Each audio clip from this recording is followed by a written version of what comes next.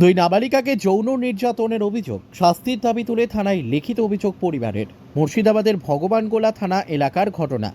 নির্যাতিতার পরিবারের অভিযোগ, দুই নাবালিকা রবিবার বিকেলে ছাগলের জন্য বাড়ির পাশে মাঠে ঘাস আনতে যায়। সেই সময় মাইনুল শেখ নামের এক ব্যক্তি তাদের ভয় দেখিয়ে যৌন নিগ্রহ করে। নির্যাতিতারা তাদের পরিবারের লোকজনকে ঘটনার কথা জানালে ভগবানগোলা থানায় লিখিত অভিযোগ করে পরিবার। অভিযোগের ভিত্তিতে অভিযুক্তকে গ্রেপ্তার করে ভগবানগোলা থানার পুলিশ।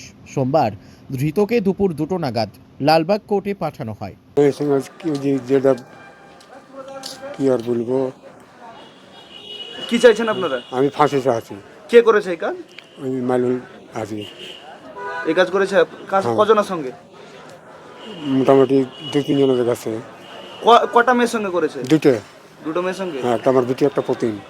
আপনার মেয়ে আর একটা পুত্রিন? হ্যাঁ, কি চাইছেন ওর? আমি ফাঁসি আছি।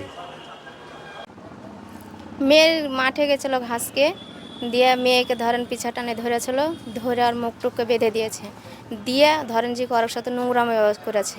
করে মেয়েরা কাঁদতে কাঁদতে এসে আমাকে বললো যে কি মা, দুজনের সাথে, আর ওর সাথে লাঠি ছিল ওর হাতে আর দা ছিল।